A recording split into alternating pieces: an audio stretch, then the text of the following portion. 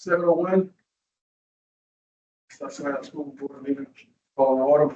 Please stand for the side. Pledge.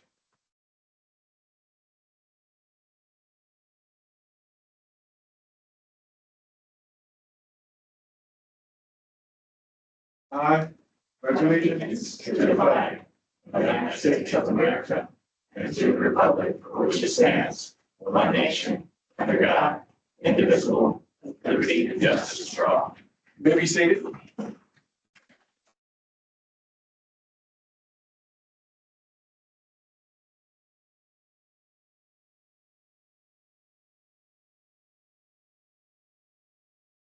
Executive session, we discussed personnel matters, real estate matters. So, hey, since tonight is, we'll have a new format tonight. We go over there and do a public meeting. We're gonna do a lot of committee stuff tonight also. So I will say good evening, everyone. Welcome to August 4th, 2025 school board meeting. School year 25-26 board members. This is our first meeting of the month.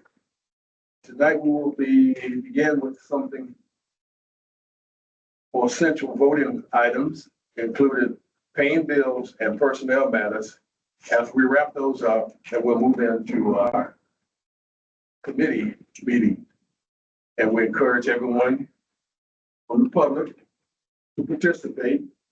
Thanks for joining us. And if you're online, maybe one day we can work it out. You're going to ask questions online. I don't know how we're going to do that with it. So you're all welcome. And so we're going to see how this works tonight. Get everybody a shot at doing it. All right. So everyone is here except Dr. Moreno. She's excused. So all board members are here. So our first motion up tonight is to approve the agenda for tonight. Can I have a motion to approve the agenda? Johnson moves. Second. Been moving second. Any discussion? All in favor? Aye. Opposed? Ayes have it. Anybody from the public? Yeah.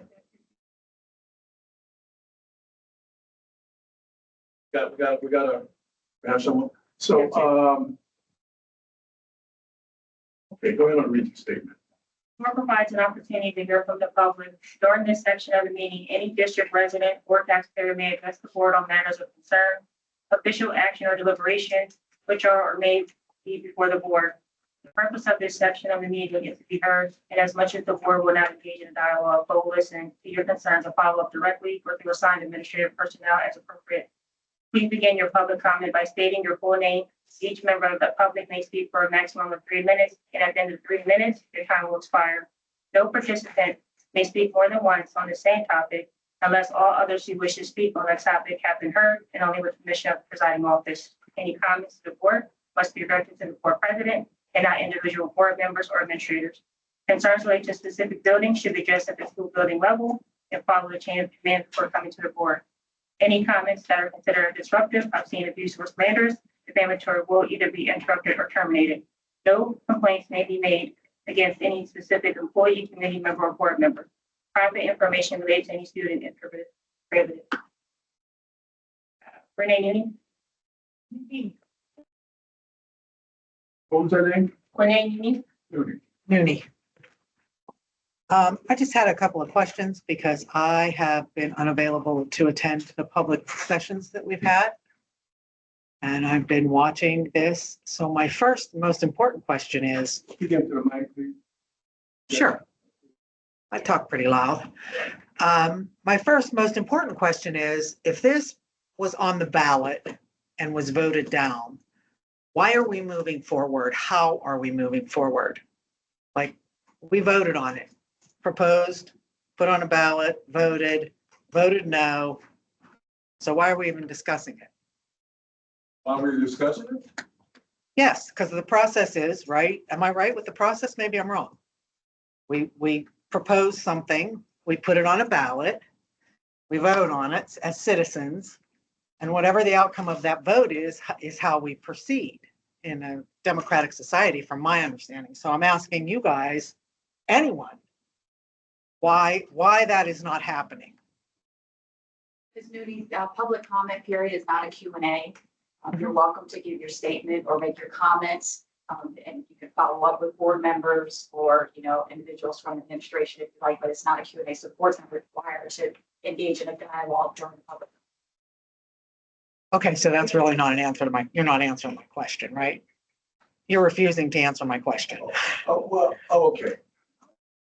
You want to know, I think we can put it on the ballot as long as we want to. As many times as As you many want. times we want to. Okay. So. Do we have more information that you're going to give up? I mean, have Oh, you? we've been giving out I mean, I saw, tons of information. but it's not, I know, because the first time we had no information. The second time we got information, but some of the things like that I have questions on are what other, did we look at any other proposals? Did we look at expanding the schools that we had? Did we study the state? Because I can guarantee you that there are buildings sitting empty in every single school district that they did this. They built a new school, enrollment went down. It's a cycle. It goes like this. Did somebody study that? So I can jump in here. Okay. So all of these questions are on our website. We have a full page dedicated to EIT, and it includes FAQs. Okay. And the questions that you've asked so far Are are there. all listed in the FAQs. Okay. There is a rack card on the table. If you grab one of those, there's a QR code, scan it, it takes you directly to the web page. Also, we will have additional community meetings where Okay. you can come Good out to and know. ask those questions. We've had them since I looked. May, I but know. we'll have more in October. We're also going to be at National Night Out tomorrow, which is going to be in our high school parking lot. So we're there. We've also invited citizens to come into the district and meet with us as administrative teams. So we want would to love make to sure do we are, please let my assistant know you're welcome to come in. I would love that. I would urge you to go to our website first because a lot of the things that you're asking tonight are already answered. Okay. And then whatever remaining questions you have, we're happy to sit down with you. Okay, so any proposals that we've done are on the website. Everything's there. Anything, Yes, yes. So what ward are you in? one. So we was in one. I know you were. I mean, sorry, guys, I had vacations. I'm retired. I kind of got grandkids, so I wasn't here. It just didn't work. Oh, okay. No, So, I mean, and I don't know if they were like live or I could get, Big turnout at Ward. I'm sure there was, because my neighbors and I have been talking about this Yep. for a while. So I hope there's a big turnout for us all to talk. I mean, that's the goal. Yeah, I was, again, start with the website. If there's anything on the website, if the website needs any questions, then by all means, reach out to Okay. Anne Marie and you can come in and we'll sit and talk. I'm going to schedule a meeting tonight before I leave. Please do. Thank you Yeah. very much. I appreciate that. Thank you. Thank you. Who's up next? Peter Flynn?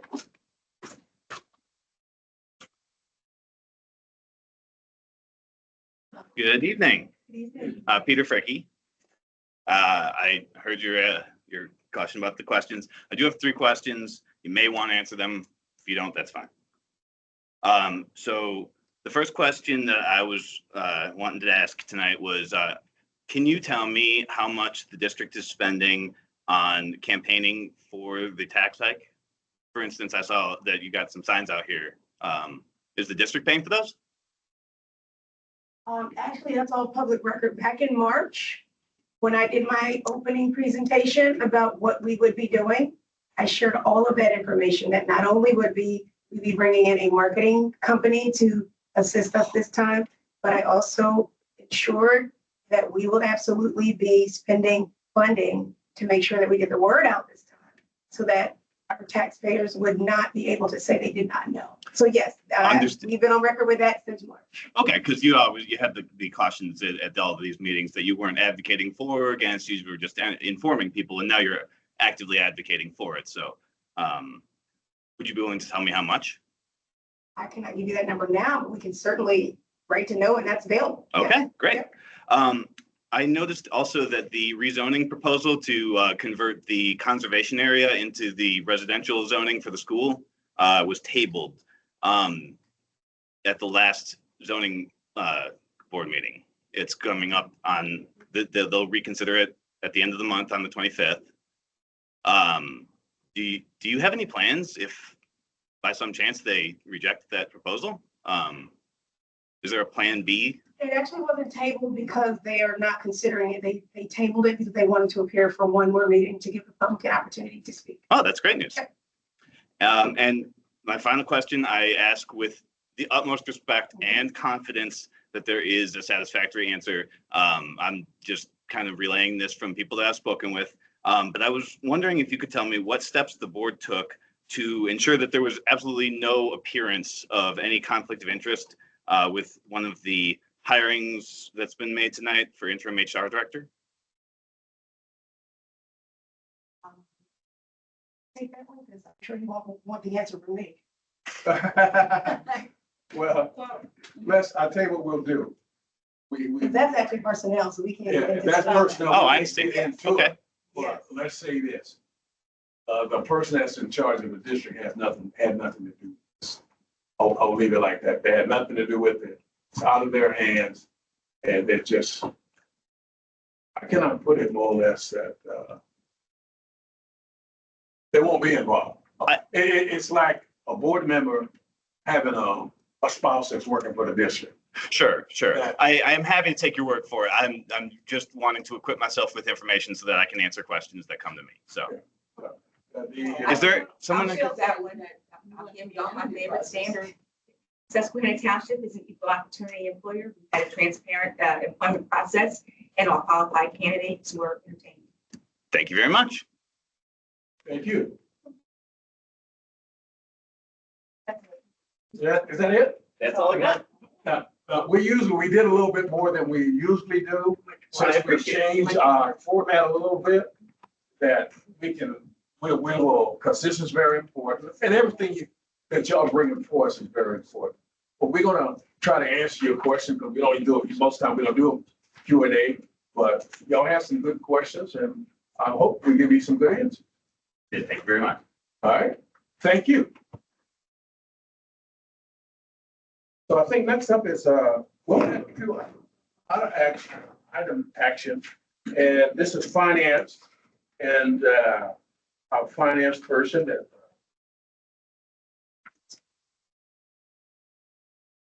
Yeah, we move through this like a regular meeting.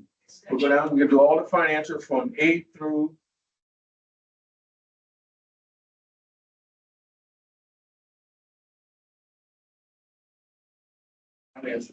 So A through F. Yes. A through F. Can I get a motion? Motion to approve finance items, line item 4A through F. Second. The movement second. Any discussion? All in favor? Aye. Opposed? Ayes have it. Personnel. Now, there's one personnel item we want to pull out, and that is Mrs. Hill. What's your number? Yes, Dr. Winston. She had, Anne Marie will call it. 5C. 5C. 5C. And Now, letter, we pulled in 5C out because one of the board members is related to this person, and then they want to make sure that we know. Number five, only number five. Okay, 5C. 5C, number 5. Yeah. Okay, 5C, number 5. Yes. All right, so can I have a motion to approve everything except 5C? Johnson move. Seconds. Move it second. Any discussion? All in favor? Aye. Yes, I didn't see something. Dr. Willis, is that a contracting personnel? Which one is it? Hold on a minute, please. One of them got to be, J. J. okay, we got to pull J out. Yes. Got to pull J out. Let's clear that motion. And 5C and 5J. J we pull out. Are you pulling out all 5C or just 5C number 5? 5C number 5. But we're pulling out J And J. and James, okay? So can I have a motion? I think we first, excuse me, I think we first want to have Mr. Johnson withdraw his motion. Right, Withdrawing my motion. Johnson seven. okay, thank you. We withdraw that motion. So let's start over again. So now, we're gonna do everything in personnel except 5C, and J. And I have a motion to approve everything else. Johnson moves. Edinburgh seconds. Then moving second, any discussion? All in Just for favor? clarification, that's 5C number 5, not all of 5C. Yeah. Right. Right, Just mine. ready? All in favor? Aye. All right. Opposed? Ayes have it. Now, we're gonna do 5C. And I have a motion to approve 5C. I see 5C and 5. I have a motion. The move in second. Seconded. By Lamont. Lamell second. All in favor? Aye. Opposed? And Ms. Hill abstains. Now, next up is gonna be 5J, 5J, which, will be a roll call vote. Which is a contract.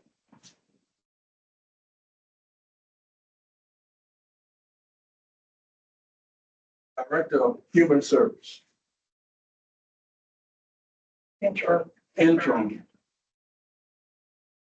Meaning that, till we get someone. Now, we don't talk a whole lot on personnel matters, but believe me, they did a lot of interviewing. And, this is what we come down to, okay? So, can I get a motion to approve Erica Willis as the interim director of human service? Johnson seconds. Who made the motion? Edinburgh. Okay, Johnson second.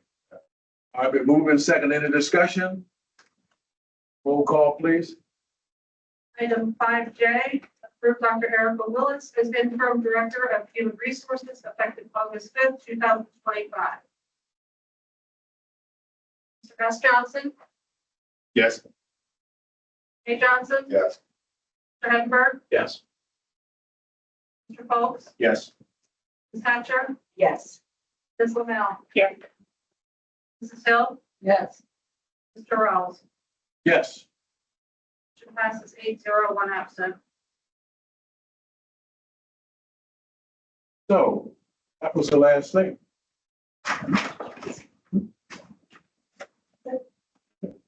All right, now, we're going into our committees. Now, the public's here, you can ask questions in the committee. You don't have 3 minutes. You can ask whatever you want to ask. Something come up with that, okay? All right, so, Mr. Johnson, you are in charge of the, Education and Athletic Committee, so you up. All right, first up, thank you, Mr. President. First up, item 6A, the athletic director's report. Mr. Dean, is the honor.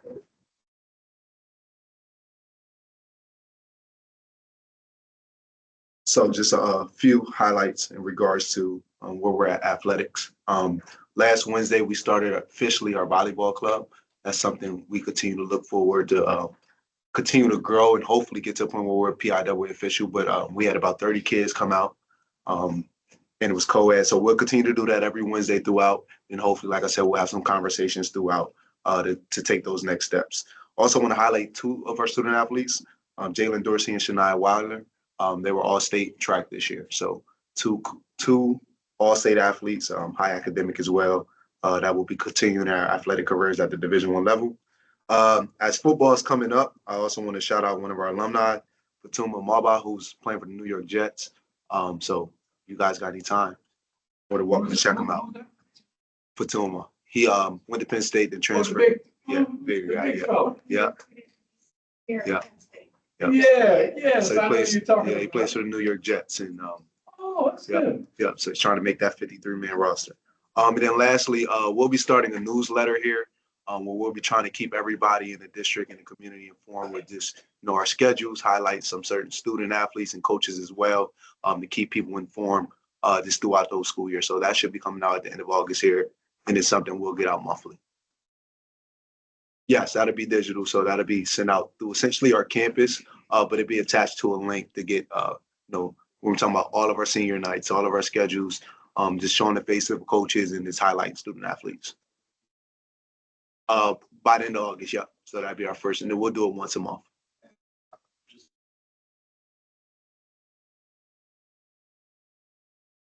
So originally, the plan is SLAC, but while they're dealing with some things, we moved it temporarily to the high school. So it'll be either back and forth between there, eventually get it right back to SLAC, but as of right now, as they're taking care of some things in SLAC, we're over at the high school.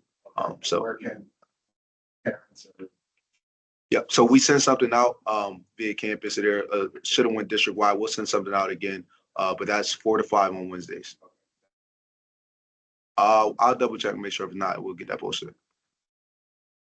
Since you mentioned volleyball, at Sarah Lindamoon's gym, do we have anything there in the floor for volleyball? So we just actually purchased equipment that, essentially more or less temporary based off of our numbers. Then we obviously have a plan. Me and Dr. Martin's been talking. As our numbers prepare us to hopefully become PIAA, we'll make those changes within our courts to kind of accustom to make sure that we're able to play. Why don't you look and put it at Sarah Lindamoon? Okay. Because I think the gym is big enough to, and don't you have some bleachers there, a little bit of bleachers? The floor is regulation, the bleacher space will be limited. They don't currently have the. They don't have the underlay, the stanchions built within. But see, that is not as hard as you think it is. No, you could definitely put it in. Right. But that floor is also like rubber, Oh, synthetic is it? material. It's not. Well, I mean, that doesn't really matter because when they go, because under there it's wood. So they usually drill holes and put things down and tack it in. So it's not, but I know at the high school, I don't know about that floor. You know what I'm saying? If we move forward with it, you will want them to compete on that.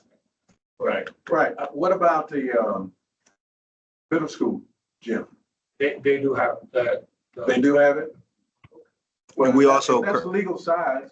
we currently also have a middle school volleyball club as well. So now, Oh, yeah, so then that's already. you could do everything over there, then, if Right. really- if you got to the high school. Okay. what are the ages? Just, I know you said middle school, but is it incoming sixth graders? So ideally, I think right now at the middle school, they're just doing the entire middle school. Then obviously with the high school, we're just treating it co-ed for right now, all 9th through 12th. Any other questions from the board for the athletic director? Well, let's let the athletic director finish talking. I'm gonna say the, Dr. Martin. What was that? I think we're set. Oh, Mr. Johnson was saying that he was interrupting his meeting. I'm sorry. Apologize. I was asking an entertaining question. Okay. I directed to him not to. I asked a question. Okay, I think we're good. Thank you. All right, thank you guys. All right. Thank you. So what's up next? Next up is an item for discussion. This is item item 6B. It's the MOU between the Hannah Foundation and the school districts and to dual enrollment scholarships. This is something we're very excited about. I believe Dr. Martin. Yeah, pretty kind of our Hannah Foundation is allowing us funds to link kids with learning opportunities at the collegiate level while still being enrolled in school. So that's a vote. But and this is open to which grades? Dual enrollment will only be for high school learners. Yeah, it's for college. Right, but I mean, 10, 11, 12, like. 11, is there- 11 and 12. 11 and 12. Mhm. And there's a cost. There's an application that they're looking for learners, and then they are paying the cost. The Yeah. Hannah Foundation is covering this. Yes. I think up to $1,200 per learner. For 10 learners. Okay, For the first year. For 10 learners, and these are semester, I'm assuming it's semester classes. Well, so the partnerships that we have in place, the pathway you choose will kind of dictate the time frame you're talking. So like, we have partnership with Penn West. You can get into an online course, it could be accelerated, it takes you 6 weeks. We have partnership with PAC. They might put you in a in-person course or maybe like a hybrid. It might take a little longer than that, maybe 8 weeks or something. So that part depends. So this during the school year, it's not just summer, so it's not online. This could be online, it could be hybrid, it could be in person. It would depend on which program they selected and the partnerships that we have. And if folks want more information, where can they find it on the website? So what we'll do is this will be something that gets pushed out at the high school level through guidance. So we'll send this, you know, I know people get a little annoyed with what we send out to families. It's a lot of information to give out, but this will be one of those things that we push out. So everybody's informed, you know, through our mechanism, campus messenger, et cetera. So everybody's knowledgeable about it and how to take advantage of it if they so choose. So the takeaway is, kids aren't telling their parents that messages are coming through on campus. They should be, because messages are coming through on campus. Yeah, and then campus sends out whatever phone number and email that you registered your learner with. So long as that's up to date, you won't just receive a campus messenger. You receive it through your personal email that you have into that account, as well as a text through your phone. If the parents signed up for campus, right? If Whoever, the signed up, it's going to God knows where, but if the parents signed up. So when we send out campus messages, it goes to the information that is in our campus system for the parent. Okay. Yeah. So the benefit of this program, Sorry, Tamika. I just have a question, like what, that's a great opportunity. Absolutely. So would it be wise to put it on just the website as call this number? We have these. It 100% will be on our website. I'm just saying, like, the greater mechanism to get to our families is to use that message. Because sometimes Yeah. Grammys. No, for sure. Yeah, they'll definitely be on our website. I mean, we got digital boards and things, but we put a ton of information out that way, and people still say, oh no. So I feel like the most productive way we get things out to the families is through the messenger. Yeah, this new point. People sign up for a lot of things and then I get if they sign up for them. So I know plenty of folks' spam folders are probably kicked it over. So I think the most widespread approach to informing everybody, and even at the cost of redundancy, it makes sense to get this type of information. That would hate kids. I'm assuming the programs start with the college academic year. So the window here is limited for people to take advantage of this opportunity. Like, when does it start? No, I mean, so I'm not giving a personal example. So I have a learner that's going into her 10th grade year, and through our partnership with Penn West, they're offering, well, they offer a variety. So they offer 8-week courses, 6-week courses. They offer courses that are asynchronous, et cetera. She's in online algebra class right now through Penn West that I'm paying for. So But then you pick it up on whatever schedule that they offer the classes. The guidance counselor will be able to offer them that information. Okay. So they'll tell you what partnerships we have available. This is the course catalog. Choose, you know, it's so many different courses. Penn West alone had, I don't know, it was over 100 and some courses that was on there to choose from. Okay. So Right. they were offering, actual courses. yes. So it sounds like there's a lot of customization that can happen. It's flexible. I think The short answer to your question is the window is open for those who want to take advantage. There will be some place for them to be able to get into a course that they want to choose. Okay. I think my question is, like, there needs to be a starting point for someone who knows nothing about this coming in. And it can't just be campus. It needs to be like a fully accessible starting point. So folks can just, if I came in off the street, I would be able to find this information. So that's a good point. So I feel like probably what I can do, and I'm pretty sure Mr. Archer will have back to school night, his open house. He has there's other things that happen pre-year beginning, and then those things that occur during the course of the year. Well, we can add like a table or something to be able to talk about that. Yeah. And now, and you said they're doing this for 10 students, right? There were 10 spots, or there were 10 awards. Is there a possibility for folks to still take part in this or take advantage of this even without the Hannah Foundation? Oh yeah, that's what I'm doing right now. Yeah. Yeah, Our dual enrollment partnerships. So like in my position, my role, like I'm in charge of creating partnerships with collegiate organizations that will offer these opportunities to our kids, period. So we have a lot of learners that are already involved in it. This is just a perk to say, those that go after the opportunity and are selected, they, they're able to take advantage of that.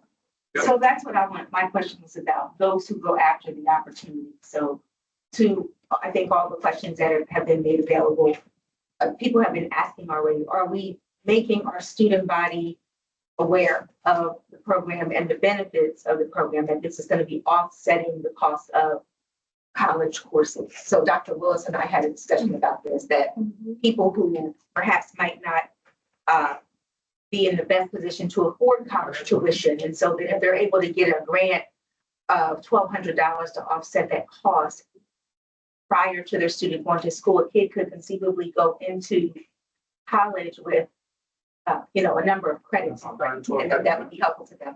My concern, and I mean, this is not casting this version on anybody in our guidance department. What I know typically about guidance departments is that anytime there's any type of scholarship opportunity or something that can be given out for free, generally it is targeted to a specific student body or students who are in specific programs, or sometimes some of our students are even told things like, you're not college material, or maybe you're not ready to go, or discouraged from taking advantage of these types of programs. And so that's my concern. It is every student made aware that they are eligible to apply for it. So I feel like this opportunity is unique, and it's just came upon us. So although we're voting to approve it tonight, there's work that has to be done on what the rollout is going to look like.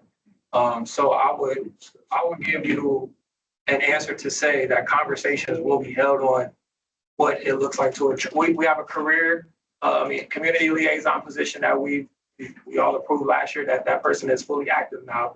Part of his responsibilities is connecting the right student to the right work opportunity, collegiate opportunity, and everything in between. So it could say that he will have heavy involvement in that, because he has probably that more granular level that he can pull learners in that kind of fit the criteria that you are mentioning, to say that we're making sure that we're being inclusive of everybody. But we won't be voted on this tonight. Correct. We discussing it tonight. So we don't even have to, what I mean? We're just bringing it for discussion because this is what we're looking at obtaining. So we still have time to prepare on what to roll out and how we bring learners in to take part. I will just also add one final note as part of the MOU and the application. The administration will select scholarship winners. There is an interview, there's an entire Process. application process to include financial need. So this is just not a free-for-all. We're looking for students who have the capacity and who have the desire, and their families would benefit. But then they also have that financial need that would preclude them from actually doing dual enrollment. So this is a different kind of scholarship. It isn't your regular scholarship that just gets filed with the rest. Okay, no, that was gonna be my Yeah. set of questions. It's, so this is a dual enrollment program that is what I failed to mention. This is a low cost dual enrollment program, because it's $120, I think, right, for the course. You're talking about a partnership. This is not what we're talking about here. Okay, Our Penn West partnership that we have is very low credit cost. Yes, you can use 3 credits for like $225, $75 a A credit. credit, yeah. so, This can pay for that. right, well, I was not great at math, but $1,200, 10 ways is $120, right? Mhm. So we're talking. Oh, no. No, this is $1,200 per kid. 12, okay, Yeah. 1,200 to each individual. Yes. Okay. Oh, yeah. All right. So how many courses does that, like, I guess. Depends on which partnership you choose. If you do the math, so 3 credits at Penn West is gonna cost you $250. So you're talking about, $250 for 3 credits though. that's a class. A Not typical $250 class is 3 for- credits. But I'm saying, in a world where a credit costs $500 now, too, that's why I'm trying to set the table for everyone that's out there who Mhm. has not heard this before. $200 and change for 3 credits is a steal. 100%, right? yes. And we're offering $1,200 Yeah. 10 times Yeah. for students to take advantage of maybe not 3 credits, possibly 6 credits. Yes. This is that's half a semester's worth of classes Yes. that you could essentially take care of in high school for free. Yep. provided that you follow, the steps in the application process, which needs to be worked out, because right now, we're only talking about whether to go forward with the program. It sounds like the administration still needs to come up with an application process, We right? have that. No, we Yeah. have the application process. We're going to have to refine how we draw the learners in. Like how we distribute it, like who gets the opportunity. That- Well, The process is there. well, for that, you even got to decide how you're going to make sure that that the information is distributed so that everybody's got a fair shot at Yeah. applying. We just said the same thing. Okay. Yep. So, but we also need to make sure that folks understand what the opportunity is. It's a huge opportunity, yeah. Let me ask you this question. If I'm a Hannah Cyber, do I qualify? Typically, no. If I'm homeschooled, do I qualify? No, because a part of the requirement is that you get a teacher recommendation. But do I have a teacher in cyber? Not a Susquehanna Township teacher. Answer that question. Unless you're in our cyber program, that's different. Let me say, Hannah, That's what I mean. If it's in our- Oh, Hannah Cyber, that's different. I'm sorry. Yeah. I'm sorry. Yes, if you're a Hannah Cyber student, yes, we would, yes. But not a home. like you can't go to CCA and get credits. No. Well, even that is a concern of mine, I'll be honest with you, a recommendation from the teacher. So then that means it's kind of at the discretion of a teacher whether that door is even open. No, that is a part of the process. That's one of a number of things that they have to, that we would consider. So if a student is interested in applying on their own, they can talk to a teacher and ask those recommendations. When do we foresee this project going live? This fall, Like September? Okay. I would ask on behalf of the board that we have a landing page and that we conspicuously advertise the landing page for this out, so that everyone has the opportunity to apply. Because this is a limited, the opportunity itself has been out there. I don't know that it's been advertised as strongly as it should be. But this will bring a whole new dimension to an already excellent academic opportunity for Susquehanna to put them not just on even ground, but to actually put them ahead out of their counterparts. So I think we talk about a lot of things and we don't, stuff like this that we should be focusing on, we don't. And I would recommend, in addition to our landing page, if you're talking about the website, that we would use our board for advertisement as well. And that does come at the recommendation of our guy, Mr. Edwards, who's always asking about how we're using our Jumbotron. Sure. Putting information like that up, and people do look at that when they're sitting at the light. I think we put a lot out there because I remember one time it was down and people was calling, what happened to the board? What happened to the, so a lot of people do pay attention to it. Yeah, I mean, look, it's great if you're driving through the intersection at that 5-second window, but I think we need yes. we need other platforms. But this would start So with the in educational- September. When does college? So again, it depends on the partnership. So this is essentially providing students with the funds. There is a menu of courses, semesters, trimesters that they can select from. So all of that is, as Dr. Martin said, that depends on where they want to go. So like to give you a This simply ballpark, gives so you we the can money. run, like, I feel like it's probably going up and running. We're looking into like September, so most of the fall courses are going to be in place. But the way that they run, if it's on an 8 or 6 week schedule, a kid can still pick up that backside of fall or early winter.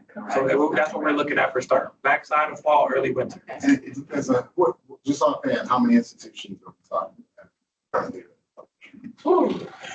Maybe 3 or 4. And maybe more than that.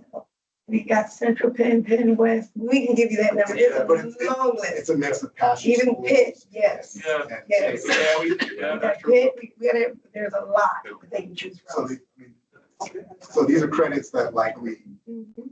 will be valuable. Like Sure. whether you go to a Apache school or state related, they will Yes. probably transfer if you decide to go Yep. out of state. Yeah. Absolutely. Okay, All right. And I just went to Hannah Foundation to look at it and say, hey, if you go into teaching, that's a better shot. Know what I mean? Bad English, science teachers, phys ed, we need teachers, so special ed, so tell Hannah We to. didn't hear you. We want to guide them to their interest. Well, it's a good thing. Let me see. I just saw something at the end of the school year with Cheney was giving out a lot of scholarships. Okay. I don't know where it could have been on national news, but they were offering a lot of scholarships. I don't know if it's the educational part, because we really need that more than anything. I know a lot of people don't want to get into education because they say even the kids that just graduated 4 or 5 years ago and say, oh boy, these kids are something. I said, you was the same way 5 years ago, but neither here nor there. So, all right, what's up next? All right. We got plenty to go. Is that- We got plenty to go. Oh, yeah. Well, that's Mr. Johnson took all that time. You know, Mr. Johnson, oh, man. Well, be the S. All right. Moving on to item We just C. say something fell out. This experiment didn't go. All right. All right, moving on to item C, Laurel Life Agreement, 25, 26, 26, 27. This is to discuss our ongoing classroom services offered by Laurel Life. And it's an attached agreement. I guess that might be also be discussing this one too. Take any questions that you might have. I think we discussed it. Yeah, this is something that we we have had. discussed already. For sure. Unless y'all have some more that y'all want to talk about. But most of this you have discussed. Because it's the same thing we've been doing every year. We've had Lower Life in place for how many years now? It's supposed to be 7. 7 years. 7 years. So we've been going new. So I've got a new path. this is primarily Laurel Life staff coming in. So even as we talk about these transitions to year path, Laurel Life would still be a presence in the new building because it's the expertise that they offer. No matter where they're serving us, they're still going to provide our Right, in service. some capacity, yes. Okay. All right, any other questions on that? Okay. Move on to, yes, item B. This is also a hot topic. New paths. This is the agreement with Harrisburg University for new paths for 25-26. They're coming back into the district, right? There was a funding issue last year. Inaugural year was the 23-24. Yeah. Right? Very successful. But again, it was. So Harrisburg University is one of our partnerships. Yeah.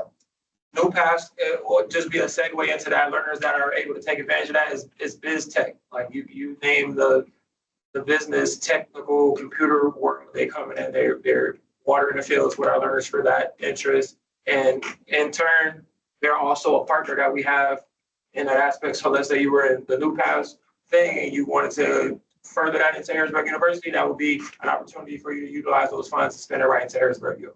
And this is a very targeted academic. Yeah, it's biz tech electives, Right, so Yeah. we're talking cybersecurity, computer information systems. all the things. Computer diagnostics, right, customer service. And this was actually open to like all of the grades, wasn't it? There was a preference for the upperclassmen, seniors, juniors, but I believe there were some sophomores, maybe some freshmen in it, the inaugural year. It encompassed all the grade levels. All grade levels. They had an opportunity. There was an internship opportunity.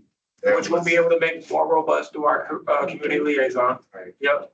Opportunity for them to get certifications while taking the course. So these were kids that potentially by their senior year could have a number of certifications in computer information. Potential. And it is for 11 to 12. Now I'm saying. Okay. 11 to 12. For the record, the cost is all covered by the grant.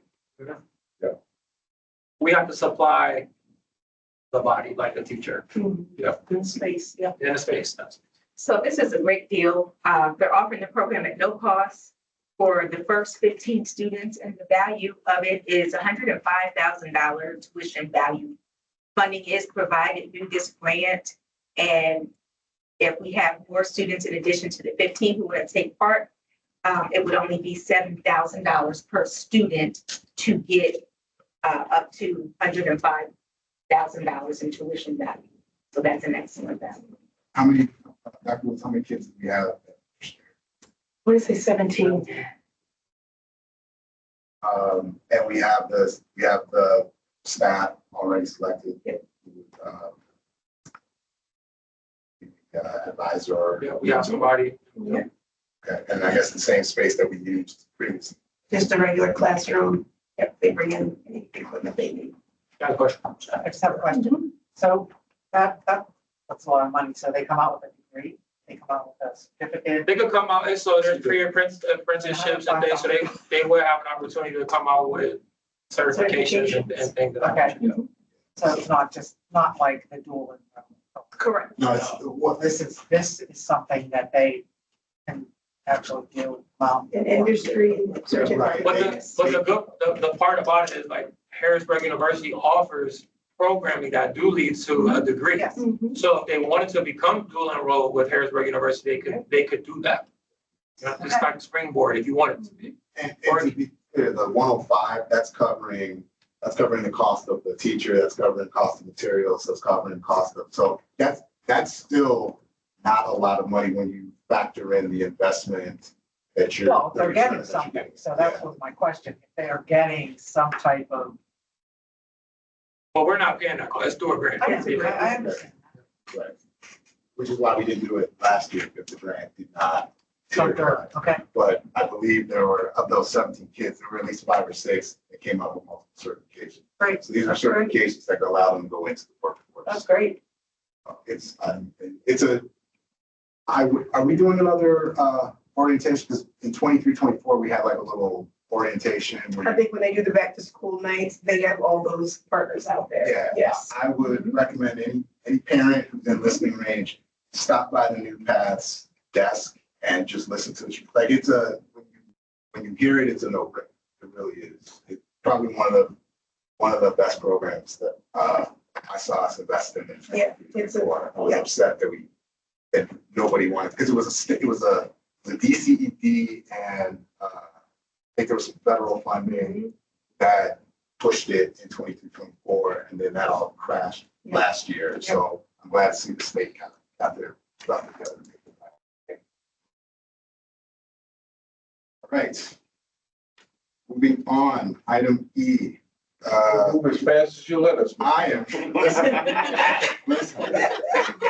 This is important stuff. We've got 3 more pages. Yeah, we gotta go all the way to S. That's what I said. All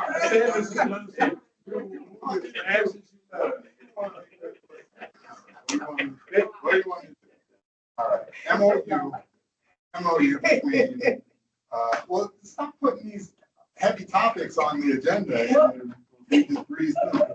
MOU between the township, school district, and the police department. This is the revised MOU. We go through this every year.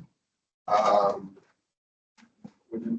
this point, it's sort of bread and butter. I don't know if there's anything. Right. For the public's awareness, this is just MOU between us and the township police department regarding, not necessarily like the execution of services, but it's an understanding of what the partnership of Harrisburg. Right. The partnership with The only thing that's changed from previous menus in the past is, MOUs in the past was that each individual building is now listed in there. Okay. Yep. It's all school buildings have to sign and all building have, and that's the only thing that's different. Yep. And it doesn't change their law enforcement. The language is the same. Yeah, okay. All right, moving on. Item F, commencement program service agreements. This is between the following 3 vendors in the township district. JP Lilly, $16,299. That's for audio visual collective event group, for the chairs, and then tents and events for the stage. This is for next year. I'm assuming we're still having talks about location, or are we? Still football field. Okay, Yep. all right, Yep. all right. Time to TBD. We're still looking at the evening, unfortunately. I know. Some folks enjoy the daytime, but it is still something, we do have time, so we can certainly push it out to families and see what's most. I like that early appropriate for morning. them. I do too. Are we going to hold a rain date or so Yes. families can prepare if the weather was? So questionable? we had a rain date this year too. There was rain on some dates. So that's what put us in a bind, but we always give a rain date. Yes, Can I make a, sure. that we have a screen, On both sides. we had them behind us, but can we have them at the other end? So that will be both sides. And we are talking about that. Yes, for this year. I know we couldn't see nothing, Yes, yes. so I'm sure there were people who were sitting that couldn't see them. You have screens on both either ends of the side. football field. Mr. Archer is already looking into that. See, that wasn't me, that was. But it was quick. That was quick, that was in. It was quick. All right, moving on, item G, capital area intermediate unit, off-site student transportation services. This one's up for discussion. This is, off-site transportation agreements between the district and capital area intermediate unit busing. Special needs students, yes. Okay, and this is, again, it's identical to last year's. Questions from the board? No. All right. Not hearing none. Item H, child nutrition agreement, district and capital area intermediate. Again, this is 25-26 continuation of the child nutrition program between CAIU and district. This relates to the administration of school lunch fare and reduced. Reduced lunch, yeah. All right. No major changes to the language. Federal state. That's- Federal. Yeah. Right. All right, no questions. Moving on, item I. Child nutrition agreement, Susquehanna Township School District and Dauphin County Technicals. 25-26 mirrors the 24-25. Again, this is for free and reduced school lunch, milk, meals, snacks, etc. Any questions from the board on this one? Any items for discussion? So what all this means is that we are essentially covering our meals for our students at each location that our students are at. It's, yeah, that they are all given the application process. Like, Oh, father ID they were tag, and they're automatically still given. able to submit for reimbursement. Provided that they're eligible. Right. Same process. Yes, This is not the process of what we're going down, that all students are eligible, Now you still have an application, but they still have to apply. But we are providing meals regardless of in our location, they're all eating, yes. at our location. Right, these are for. DC yes, Tech. IT students, DC Tech students, Okay, all right. get the benefit But our kids are automatically given, they don't have to apply. In our schools. Everybody that goes to DC Tech. No, in our schools. Oh, in our school, yes, like in hand, yes. Okay, all right. But to be clear, I would not recommend, the board's not recommending for folks who may be eligible for free and reduced meals not apply. Free and reduced meals, simply because we are providing meals. We're making a distinction here. On site, the school district covers the cost of meals. This is a federally run program. Right. That if you are eligible for, you should be applying for. Because if you are eligible and you should be getting it, you should be getting it. Right. Right, moving on, item K. I'm sorry, item J. No, item J. Delta T Group agreement for 25-26 school year. This is an item for discussion, and this is to discuss providing paraeducators for the 25-26 school year.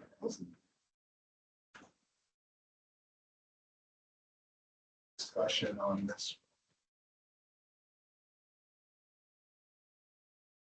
This is a service, is Delta T a service Yeah, that it's provides? essentially like the STS of Paris. Like how we get our substitute teachers, like Delta T is the company that provides substitute parent education.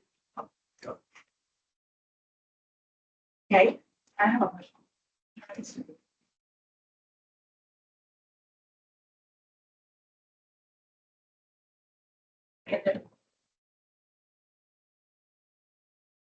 Okay, so in the event of a merger, they're allowing them, Delta T to terminate the contract. Do we have that option as well? Okay, and if that, and if they experience, if they go through a merger, they're saying that they have the right to terminate our contract. Do we have that right as well? Terminate their contract. Yeah, the contract with them, if we don't like who they merge with or who buys them out. That's a good question. I do not know. Ms. Martin, do you know? I mean, they, Are they anticipating the merger? No, it's in their budget. I know, but I'm just asking, like, is that something that? Not that it may just be kind of boilerplate language, but we have to defer. Well, We can follow this. and then termination clause. Yeah, that's good. We will find out before you all vote, so the next meeting we'll have that information. Yeah, Okay, sure. thank you. There's a termination clause. Mhm. That we have that right 30 days, as long as we give 30 days notice, we terminate from the Anything. clause. Okay, well, there you go. All right.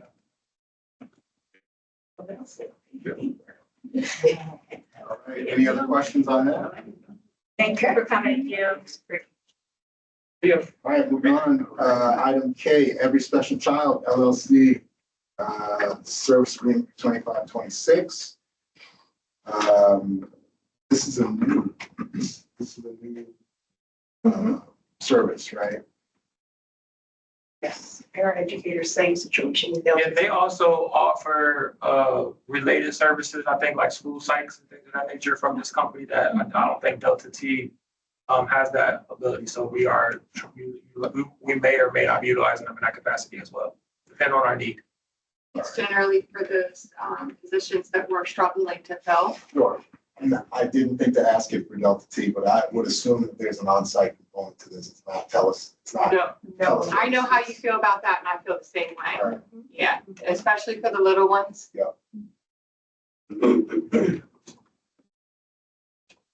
Thanks. Any other items for, any other comments or discussion on that topic? If not, I'll move on to item L. This is the MOU between Capital Area Head Start, yay, and Susquehanna Township School District. I'm very geeked to see this on the agenda and asking. I'm sorry, but they're not coming to the district at this point. They will eventually. This MOU. We have to do this MOU Yeah. yearly because we receive learners that come from early Head Start placements. Yes. So this is just talks about like our collaboration plan with them, transportation, early intervention students. In order to receive your I know. title funding, it's a part of that you have a MOU with your Head Start providers. Yeah. So these are kids that come from Capital Area, come to the district, make sure that they're transitioning pre-K. Yes. Once we get more space, we will have that conversation, but right now we don't have the space. That's why we had to, they were in some of our K2 classrooms and we actually had to push them out for our learners. Sorry. Well, I want to claim that statement because Yeah. we didn't have to push them out, but during that time frame, their staffing was so low, they had to close it down anyway. Yeah, that's fair. I mean, Yeah, COVID- but they were gonna go either way. COVID decimated, But we didn't have to push them out. They were already funded. COVID decimated their ranks. But They do, and we want them to come back. They will be back, but we have room. They do have the staff. We do. We will bring them back. Item M, MOU between district and Dalton County Drug and Alcohol Services. This is from 25 school year through 29-30 school year. And this just outlines services that they provide. This is a resource that we have in place for learners that are wherever through our SAP program. Sure. Partner with them. Okay, for several. Okay. And then I'm assuming they're the main provider. of districts. For drug and alcohol, yeah, I would say so. Well, are they subcontracting out the services? Or are they actually the prime contractor? Are we getting independent? Are we getting subcontractors who are providing the services? Or is Dauphin County Drug and Alcohol actually doing the treatment themselves? Or they're relying on third parties? So, I mean, I would say from the experiences that I've had with them, it's been someone I work with Dauphin County. But I don't know what their contract and subcontract, the person that comes in, the time that I've had to have, and Ms. Martin, you can help me clean out the joint, it's been somebody that's, They're a county employee. yes, at least have a county name tag.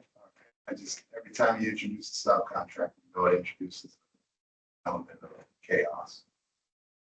All right, any other discussion on that one? Hearing none, moving on to N. This new story, school contract 25-26. I didn't see any real changes between this and the 24-25. Someone could disabuse me of that notion, please.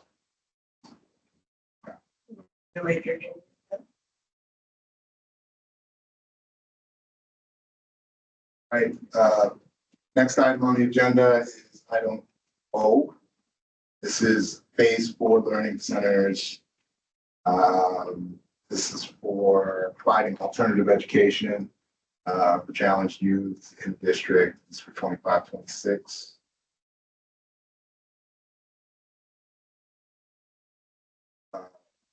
And again, this is happening on site, correct? No, phase 4 is on location. Okay, It's close though, it's, okay, so it's something in the East Bar Drive. East Park is part of it. Yes. okay. And does this, will that arrangement continue even? Well, so, again, is this something we plan on? This will be something, the money that we would bring back, because we put them in our own building. Yes. And so when we have, say, perhaps a recommendation for expulsion or something like that, this is a placement option.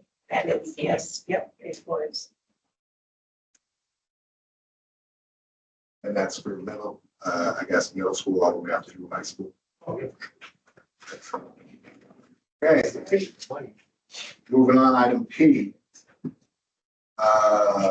School-based access program services for the 25-26 school year. This is again with capital area intermediate unit and PA Department of Human Services. To provide support for 25-26.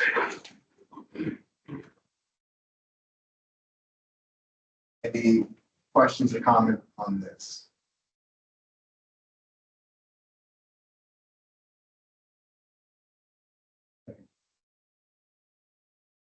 Hearing none.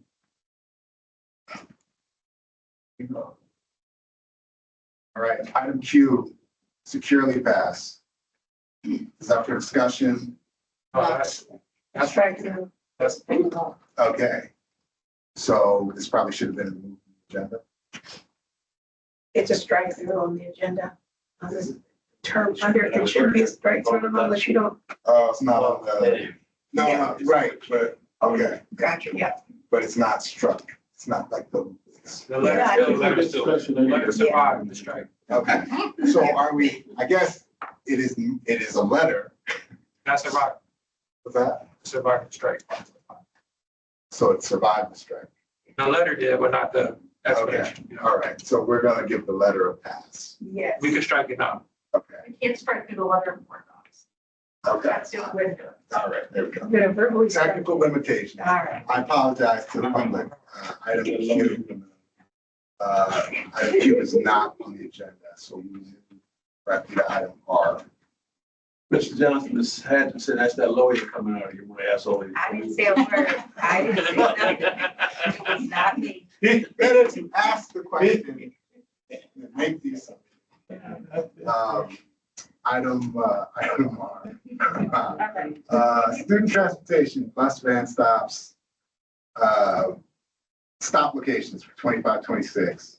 I will be shocked if there's no comment or question on this. Are there any major changes for stops for our parents to know? Mr. Anderson, not that I'm aware of. I don't believe there are any major changes. Are there additions for new?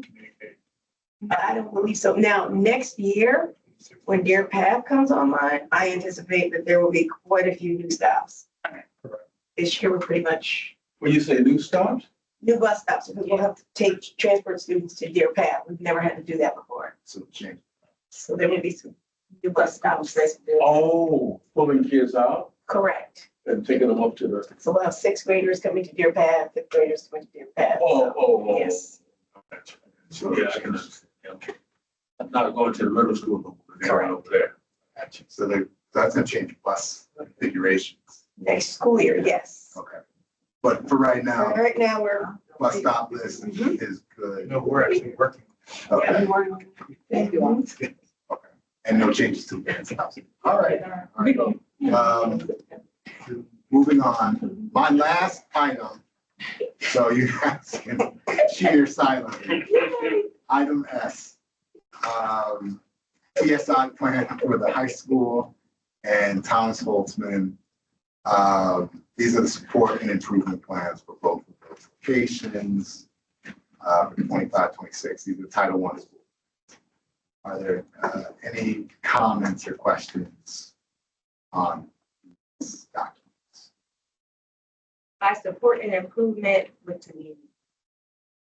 We're talking about learning support. Oh, so when you're in TSI, there's like different areas that exist in there. So like PSA proficiency, attendance, graduation. My son often. Yeah, your subgroups, like how are they performing? So once you look at what is being targeted for support, as a principal, I would meet with my team, look at what I have available for me, and I would have to make a plan to provide that. So you want to put that system and structure in place, so when you go back and the state comes and asks you, what did you do what's the plan? You know, you'll be able to articulate that appropriately. So that's just, what that is. And the high school and Holtzman are currently under that, and they each have subcategories that it need to create a plan for. So they make the plan, we review the plan, we submit the plan, and then I guess, my role, I circle back to make sure that check in where we are with those things. These are the strategic plans that Mr. Rao always comes in and talks about. Yes. So TSI stuff is part of the strategic plan, absolutely. Yep. And then we have to do this annually until. They come out, like the middle school. They were in, They they got had their out. plan, they showed their. Until Yeah. Department of Education decides that we. Right, yes, we have to meet the goals. Okay. And they make that determination Yes. Yes. based on charted. Okay. Any other questions or comments? All right, hearing none, I'll turn the gavel back over to the president. Thank you, Mr. President. Go ahead. Well, I mean, you got a chance. Did I hear somebody say something? So that was Mr. Heath, I remember. Oh. He was congratulating Mr. Jones. Mr. Johnson, that's your first time out, but, That was Thank you. good job. Nobody. I'm not gonna give you a whole lot of compliments. You're good. Next time I'll try to do a little better. Well, you did a good job. So then we gotta get, now, you got an understanding of what we have to do and how you do your committee. So next up is the discipline committee and, Dr. Willis and, yes, ma'am. All right, so we'll call into order for the disciplining committee. We have the superintendent's report by Dr. Willis, please. Yes. Chair. Oh, my chair. There we are. Okay, slideshow. Am I controlling this? I think I am. All right, here we go. There we are. Wonderful. All right, so just as a side note, we will stagger the discipline committee reports, so it won't appear every workshop. so that we will have time, so we won't have an extremely long agenda. So we will stagger them, all right? So just so you know, but today I wanted to just give you an overview in terms of what we'll be sharing as a part of our discipline committee report. We will report state reportable events. Every school year, school districts have to provide a report to the state via school code. And they basically are reporting those events that are serious incidences.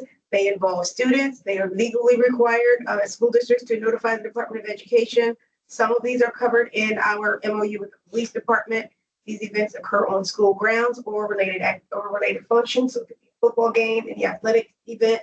It could be on our site, or it could be, for example, an away game. And it also requires that the state requires that we document all of these things, and they're included in a safe schools report. These reports are on PDE's website. You can go out and search any school district safe school report, and you will see the same state reportables. These are the lists. This is a list of all of those infractions that must be reported. If a school district, when you see our graphs, you'll see that some of these things have happened in our district, some have not. But this is the exhaustive list of everything that must be reported to the Department of Education. They use this information to determine whether or not a school is considered persistently dangerous. That is the term that the state uses. If your school is found to be persistently dangerous, then there are grant funds and some other strategies that they require your school to undertake to ensure that you kind of roll back the trend. As a school district, we've not found ourselves there, but just that is the reason why these reports are submitted. Just for today, what I wanted to very quickly do is give you all an overview of the reportables that we have had in our district and the trend lines. So the black line represents 22-23, the red line is 23-24, and that white line is 24-25. These reports are submitted at the end of every year. You can see assault L is learner, assault S is staff, aggravated assault S is staff, lewdness, and that could be flashing someone, believe it or not, that has happened in our pantsing a student, that has happened, go figure. Harassment, that is general harassment. And then there is fighting. As you can see, this school year, our fights have increased. And so that is something that as a district, we will be discussing with our building administrators to make sure that we are digging into the data and looking at some measures to bring those numbers down. And then we always have people asking about bullying. We have historically had very low bullying numbers based on what is reported to us. So this is the trend for the last 3 years. So again, less than 5 each school year. But we will provide those numbers to you all in each of the committee reports. Questions about this first one? I have about 4 of them to go through. Yes. That definition of being, I don't want to say violent, but having issues like that. And are we moving towards that designation or? No, not at all. We're not even close. No, no, not, that's a great question. If you didn't hear, Ms. Lamel asked, are we nearing the persistently dangerous? Not at all. Not even in the same quadrant. But good question. All right, so threats. Threats, that's around 14. For this past school year, you can see the number was much lower. That is threats against students and learners. That is a combined category. Arson, there was, I believe, 1 incident this year. I actually have the totals with me here, but I won't go into them in great detail. But 1 this year, that number is down. Vandalism, that number is also down. That could be breaking a device. It could be scratching on the desk or like the walls in the bathrooms. Terroristic threats, excluding a bomb, that number is down as well.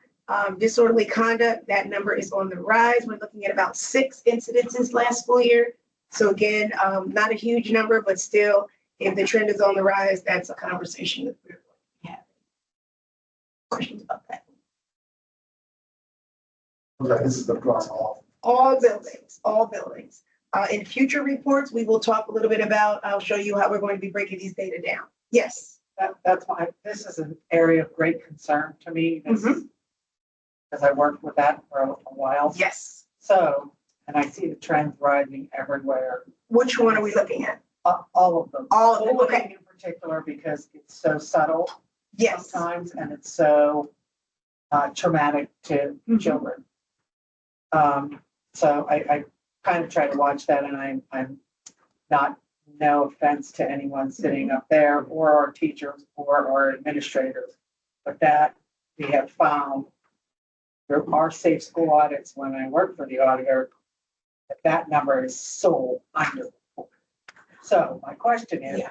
do we have all of those programs that we discussed to come in to assist students when they have issues or for whatever reason? Do we have a program that We have, teaches kids how to, get along or understand each other, or at least ignore each other, or whatever it takes? yeah, we actually have an overabundance of programs. So on our website, we have our school code of conduct. It lists all of the interventions that we have for all students. So whether it's bullying, drug and alcohol abuse, you name it, self-harm, all trauma, all of those things. We do have programs in place. So in our upcoming meetings, that last slide you'll see, we're going to be talking about the preventative measures that we're taking, and also some of the steps that we're doing to be just kind of proactive. Across the board. Oh, yeah. Okay, great. Thank you. You're welcome. So we did this one. This is a combination of possession. So the first one is possession or use of a controlled substance. Again, that number is down. White is this past school year. Possession or use of a vape. Again, the trend is going down. Possession or use of tobacco products, that actually went up over 22-23, but it is down since 23-24. And again, sale and or distribution of a controlled substance is also down. I believe that was one infraction last school year. Any questions about that? Impressive. They're working pretty hard. That is impressive. Thank you. They're working pretty hard. All right, theft. This is, I believe, the last one. Theft is another area that has to be reported. And as you can see, that is on the rise. We're around 6 last school year. Again, not a huge number, but it's still on the rise, and that's not the direction we want to go in. Cyber harassment, that number has consistently been reported, and we've had one. Now, that does not mean that behaviors surrounding cyber harassment were captured in another category, but as far as cyber harassment as the only infraction, we have one incident there. Possession of a weapon, you can see that number was fairly high in 22-23. That number has dropped in 23-24, slightly on the rise. We have 2 since last year, but again, we still want to look at why numbers are going up in any category. Terroristic threats, excluding a bomb, that's another one that I think I shared that earlier. And then, of course, disorderly conduct, that number is still 6. All right, so future reports. We are going to be breaking down our reports by demographic. So, because that is important to note how we fare with national trends in terms of demographic data. Who is being reported in terms of these infractions? What are some of the strategies that we're using to address those trends? Also, school level reports. So what I showed you tonight was just an overview of the state reportables so that you get a sense of what gets reported. But we're going to be looking a little bit deeper in terms of what buildings are producing some of these numbers and some of the strategies that we're using to address those numbers. And then the last thing, this is something that you had asked about, preventative and intervention strategies. We'll talk about those too in depth. So each time what we'll try to do is spotlight some of those programs so that you can have a chance to kind of kick the tires on the individual programs.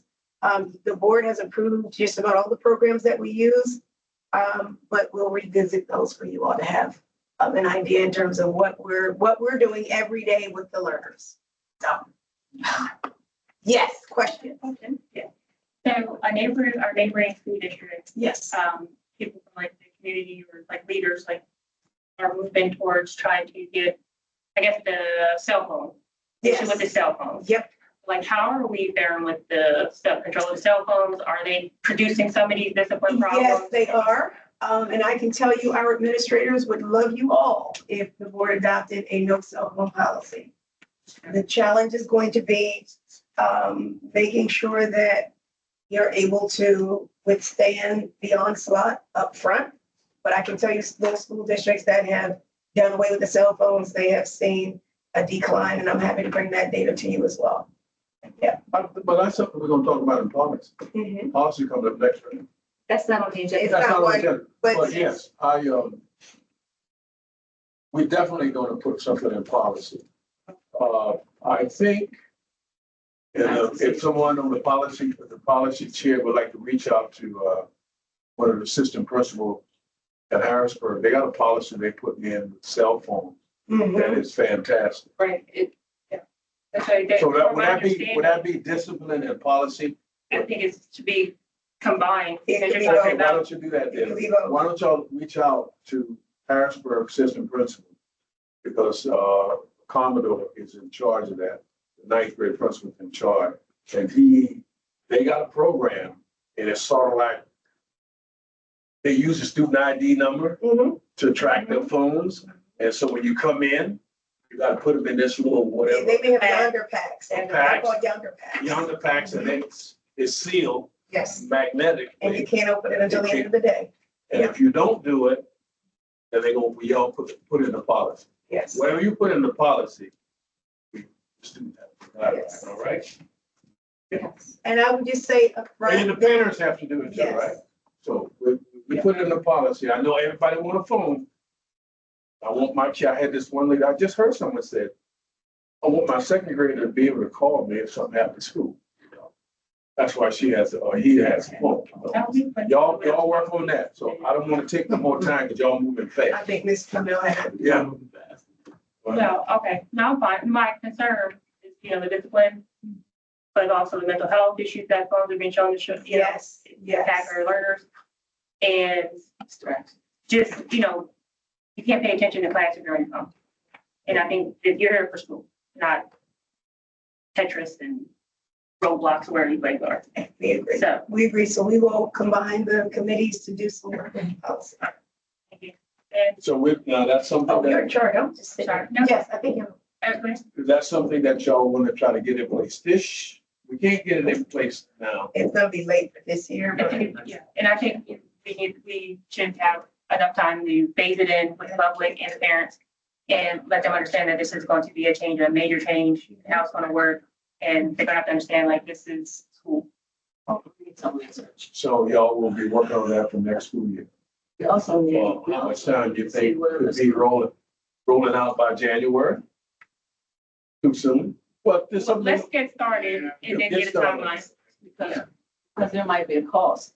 We have to purchase. No, I'm just saying, just find out what we can do.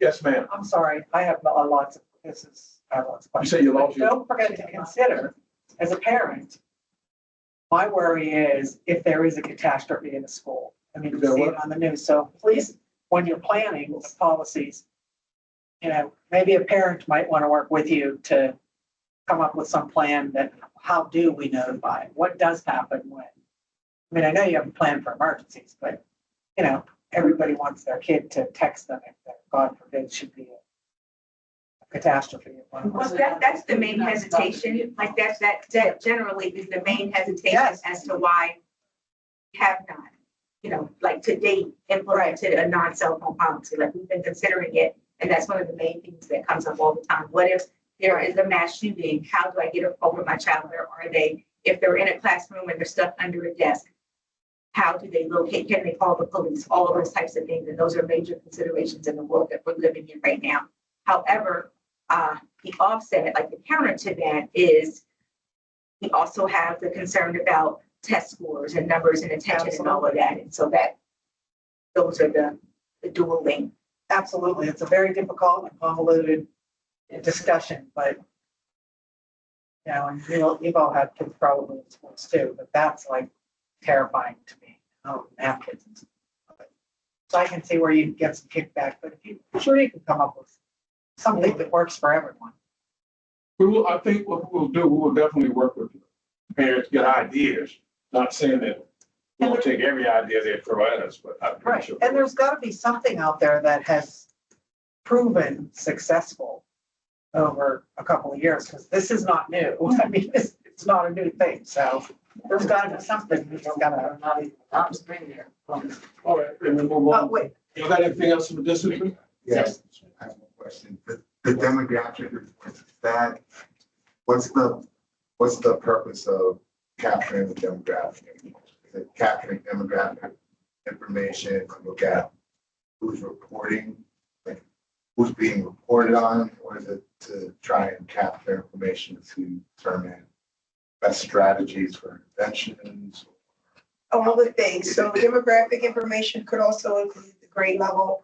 It could include male versus female or gender identity, and just really drilling down to find out what is happening.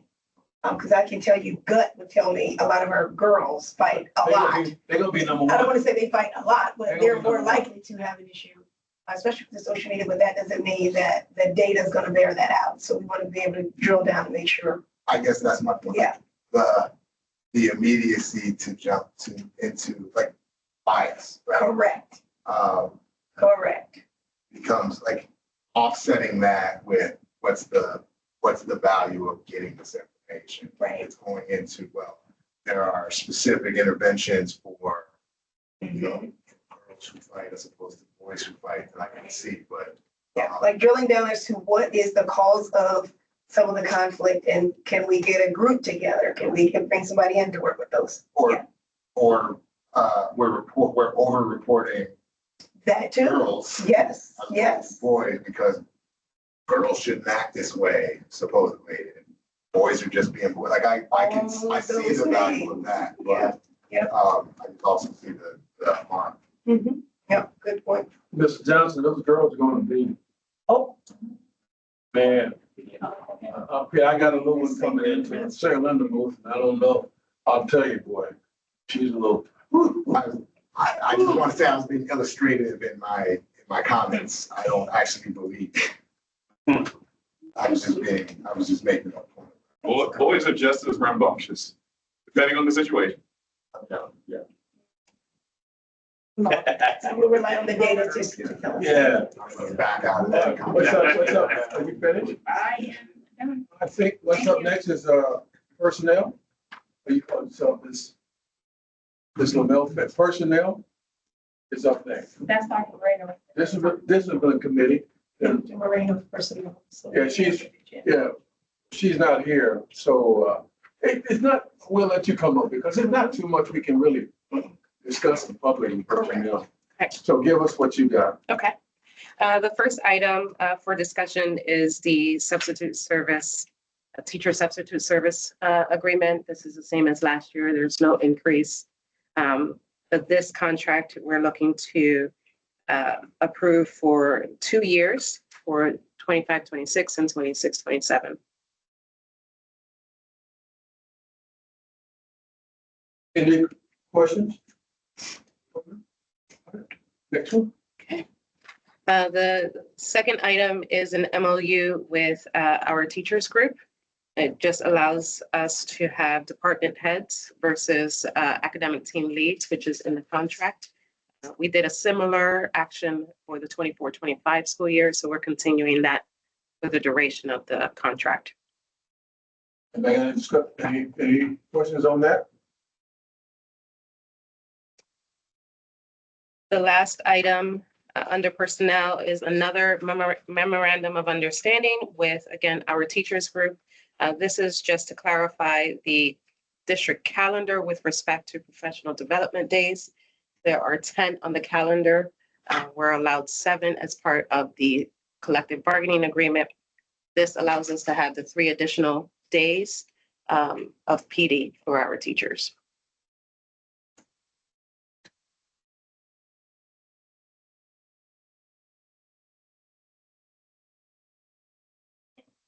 Finance is up next. So Is that right? Finance? Mr. Action, yes. Bill? Here. Finance? What is it? It just says capital improvement report. You combined Oh, for finance and. You put 2 into 1. Yeah, you Oh, did that that's one. right. Facility. So we have to Rock, share, paper, scissors. we can share. Well, I think the first one's a Hill presentation. Well, actually, it's a, I want to present, I was going to. it's his project, so you want to present, go ahead. Yeah, so I was asked to give a report on the capital improvement projects that you have voted on throughout the year. Obviously, the summer is the time when most of this work is getting done. So I just have a few updates, a very high level view of some of these projects. Some of them haven't gotten off the ground yet with delays in some materials, but we'll be able to show you where we're at. So the first is the, you're all very familiar with, is the Deer Path Road project. That demolition permit was applied for and received already, I believe a week or so ago. They will begin demolition on August 11th at the site, starting to mobilize for that project. And they anticipate about 10 weeks for the completion of the demolition portion of that project. During that time, they will be able to, our goal is to have the plans 100% developed and submitted for building permit that we can hopefully move forward seamlessly after demolition has taken place. Are we taking it down to stuff? How far are we going? I'll say it's select demolition, but for the most part, the interior of that building is going to be removed. A lot of that interior is removed. And most of those are portable walls, right? Correct. A lot of those are demountable partitions. Yes. Next item is the middle school bleacher project. So that was a very long lead time. All the bleachers are built custom to the size and what you're trying to do at your building. So that I have demolition begins on August 11th, which is Monday. Before I left the office, I received an email saying they're going to be in on Wednesday, the 6th. So I wasn't able to update the slide. That was already on the agenda, but so that will be the 6th that the demolition will begin on the existing bleachers. The new bleachers arrive on the 13th, and they will be unloaded, moved into the gymnasium, and then the install begins on the 14th of August with a completion date of August 22nd. Any questions on that? Yay. All right. Right. Yeah, we are ready. Next item, district-wide rooftop unit replacements. We were shooting to have the original delivery date was July 28th. I was going to give us a very small window to get those installed before school started. Where it was delays in manufacturing, that ship date has been pushed to September 11th. So we will see those units within a week after that September 11th ship date from the factory. Once they are here, we have tentatively thrown some installation dates of September 19th, which is the first in-service day the district has. We may not be able to do all of them that day, but we're hoping to at least do the most critical unit that day. And then following that, we will be looking at weekends or the next most convenient day when students aren't in the building because we need to have a crane overhead. So we want to make sure that there is no one underneath the load. So we'll have an update probably in September. So you'll be able to have a better idea where we're at with that. Yes, sir. A question on that. Is it possible to do it on a weekend? Yes. Is who's a hold up on the shipment? Is it the manufacturer? Correct. So will they work that out? Will it be an extra cost if we did it on the weekend to us? I don't believe so, but I will find that out. Either way, we've got to get these installed. And if the weekend is when we have to do it, that's what we will push for. They had given us an install date and they had given us an install cost. That's what we would like to hold them to. That's why. Whether it's a weekend or not. But these are the parameters.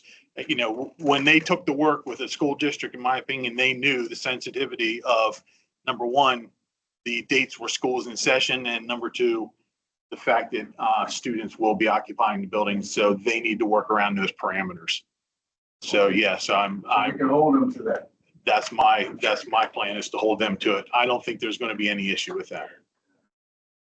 I'll be taking care of it. Can't install these with school.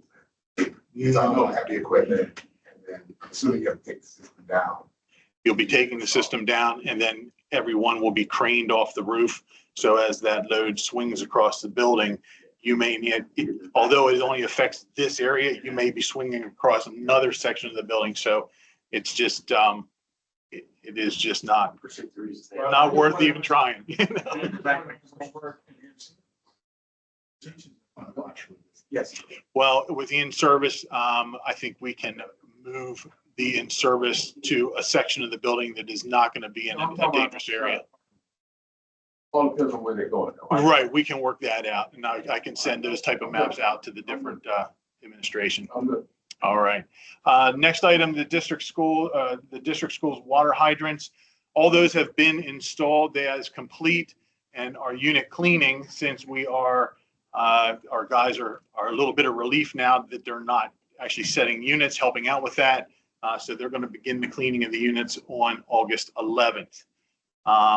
And then lastly, you all know about the high school kitchen improvement project going on. That is actually going very well. I would say they are slightly ahead of schedule. So the MEP, mechanical, electrical, and plumbing below grade work is complete, and the interior concrete has been poured back. So now the floors are continuous again.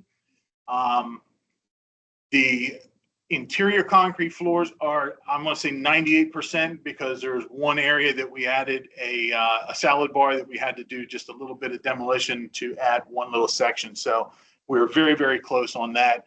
The steel erection is supposed to happen this week, and then followed by the roofing after that. The last item on there is the stormwater garden. That's 98% complete. That is the area for our stormwater in the front of the school. So there's next slide, there's a few pictures that we put up here just to kind of give you an idea. The top photo, you can see the sections of flooring that were removed, and then they replaced it with new concrete. And that's where a lot of the underground piping electrical work had to go as we moved equipment around to access different utilities. Bottom picture, obviously, is the brickwork going up. The masonry block work is done, and they are putting the brick facade on currently. I want to ask you something about that storm water. Yep. That'll be yep, that's the last picture, so we'll pick it up there. Okay. Again, another brick panel is finished, and then again, another section of the kitchen, and you can see just how much was removed. And that way they could get everything underground in the floor. And then finally, the stormwater garden, everything is complete there. There's just a little bit of seeding that needs to be done in order to get that 100% complete. And then when they do the paving patchwork at the kitchen area, they will be cleaning up right here where the parking lot meets that stormwater rain garden.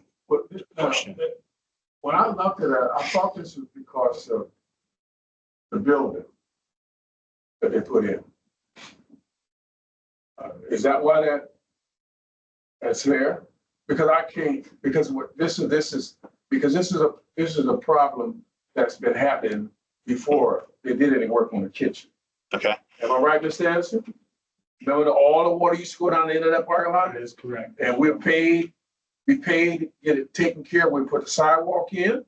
They said they needed additional money. When they came back and put the concession stand in, they went over there and did some more work. Am I right? Yes, I'm sorry, but I didn't hear your The first one, that same little spot that we're here. Yeah. You remember when they were getting put the sidewalk in? I do. That's there. It was so wet, and so they did some stuff. But my bottom line is this: why did we have to put that there? Is the township tell us to put that there? Correct. So, and I would say it's bigger than the township. This comes down to stormwater management division of the township. Stormwater management from where? And as part of it's part of Susquehanna Township. The Susquehanna Township has a stormwater division. We also have the Dauphin County stormwater management division that review these type of plans. So this kicked in because when we expanded the kitchen and we moved the loading dock and expanded that pavement, we added unperkable ground to our acreage here. So, and the law says when you add that, you need to account for that stormwater. So you're right, that water did run down and across there over the years. Here, this encapsulates that water and gives it a chance to go into the ground before it just spills out onto Elmerton Avenue. So that's the idea behind that, if that answers your question. I'm not gonna argue with you about it. I'm gonna say, that little pond you got there, water will not drain out of it.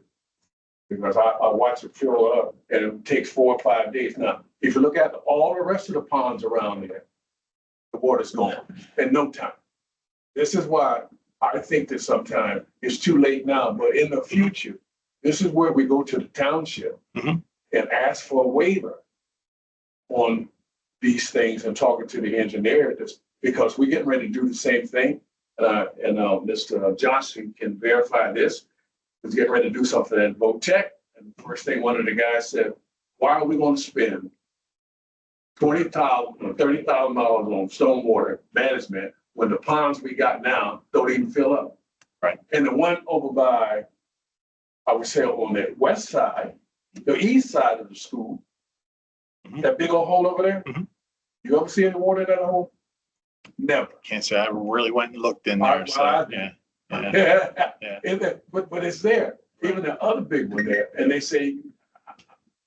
Right. So the only thing I would say is if that pond is holding water and it takes 4 days for it to drain, that's an indication that it is working properly because it allows that water to end and go into the ground slowly and it eliminates runoff. Yeah. So that's, in July, if that happens, what do you think's gonna happen? It's supposed to run faster than that. I know, okay, I'm gonna get it. So the only thing I can say is those wheels were in motion. And that was part of the agreement So the guy said with with me, the, the reason why they put, you can't see why, really put it in because if you get an oil spill in the parking lot, it will take its time to drain out and will not drain fast into the system. okay. Because that's where all the water's gonna be running because Right. when they did it before, they put that drain there to catch all the water coming from around the corner. Right. Huh? Yeah. So. Yeah, I'd never heard that. And you haven't put any more drain pipes into there from the building. That's what I'm saying. The engineer did not put another drain pipe to catch the water to bring it over to that other side. That's the only thing I can. Right. Yeah. So they were That's- counting on it sheeting into there. Yes. Yes, sir. So you mentioned county, this DCNR have to come, does anybody have to sign off on after it's done to ensure that it meets like all the state specifications? Yeah. So Dauphin County Conservation District, we'll look at that. I believe that's the correct name of it. I can get that for you. But also the Susquehanna Township Stormwater Management will sign off on that as well. So there's multiple inspections of that, yes. Any other questions? I would have, not about the projects. Okay, Okay, so this is about the maintenance of the playing fields. So we had an issue with the girls softball field. correct. So going forward for our education and for the publics, are the fields going to be maintained Yes, equally throughout the year? correct. Okay, thank you. Oh, it says that, who takes care of the boys baseball field? We have taken care of that. The maintenance department, grounds department has taken care of that. We have a very dedicated baseball coach that is Coach Connor. He takes great pride in that field. So as part of the district leasing out our properties to some of the baseball tournaments that happen in the local area, they will come in and they will actually do some of that field maintenance themselves. They love their field. And then they will also do some fundraising there for the baseball boosters as well. So that's one of the reasons that the baseball field maybe does look a little better than the softball field is because they're on it all year long. Well, I'd like to say this. Title IX Mhm. doesn't care. Sure. They want both to be equal. Mhm. So a softball field is not equal. So I don't think there should be any grass growing in the infield of softball Right. field. Right. So how can we make sure that's not going to happen? Right. And we've taken measures and we've put processes in place that will not happen again. Are they on the same maintenance schedule? Huh? That they can put a schedule in place. Yes. But I want to make sure because Title IX don't care who takes care of the boys. the girls better look as well as the boys. That's where I'm going. Our grounds department has addressed both fields equally. We have a very zealous baseball booster association that has come in and done extra. But appearance is not because of the maintenance schedule, there's a disparity in the maintenance Correct. schedule. It's because there are private individuals that take care of the boys' field. And, right, the frequency of games that probably keep some of the weeds out, because Correct. 2 days after you guys cleaned up the field, the weeds were back. So the reality is that folks aren't using the field and if folks aren't making the extra effort to sort of weed the field, they're going to grow weeds. And we had a rainy season this spring. So like Title IX makes sure that you are providing the same resources. Doesn't necessarily presume that there's a disparity just based on end results. It looks at like whether there was an intentional discrepancy, right? So I think we need to make the distinction, and if there needs to be a discussion with was it STSDA, STBA, and softball, then maybe there needs to be a conversation there about maybe we need to get on a maintenance schedule, and maybe folks need to see about pitching in to defray some of that maintenance cost. Because if we're talking about paying more to maintain one softball field, the softball field over the baseball field, that's a discussion that can happen too. But it needs to be a frank discussion about, what are the factors that lead up to why the two fields. And I don't disagree that our softball field shouldn't look in disrepair, but I would just want to make sure that people understand, like, it wasn't a lack of maintenance that led to the softball field looking like that. Lack of use and also other external factors that caused the discrepancy. So it wasn't neglect. It was A lot of the maintenance in between games. That's right. During games. That's not handled by the district. No, the coaches are doing that a lot. Baseball fields, coaches are on throughout the week, they're dragging them all the time. So there's just more attention paid because they're on all year. And then different soil, there's a different texture that they put on the infield. Do we have that stuff in place? Yes, we do. In fact, we have a loaded Diamond Tex to add to the softball field right now. And so the other thing too, if you need, let me ask this question. Do you need more people? No, actually, the extra person that you gave us for our grounds crew has been a tremendous help.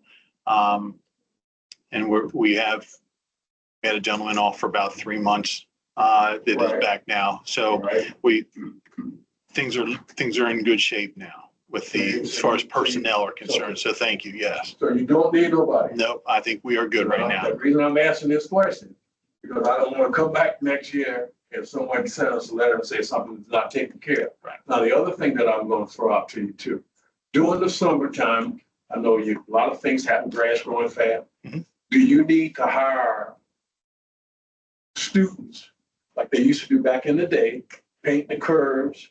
I don't think they can work the lawnmower unless they're a certain age, that type. Right. But doing the painting the curves and doing those things, because I think Kathy and we have talked to someone and they say they are not against, the union not against you doing it because we did it before. So I think that maybe you should put something in place. And now they can't run a lawnmower, but they can pull a rake. Oh, definitely. Yeah. Mr. Anderson, and I had to talk about that. I want to say early spring, something to that effect. And when we were looking at adding another person to the grounds crew, we thought we'd take a look at that first and take steps moving in that direction. So I think you should put that in place to hire 3 or 4 students at your discretion. And I think that I'm pretty sure that we will support that because they used to do it all the time. They paint, they did a whole lot of little things. I appreciate that. Yes. So Mr. Anderson is getting ready to go on his long time retirement. And maybe he wants to come back and paint. maybe he'll donate some of his money to that.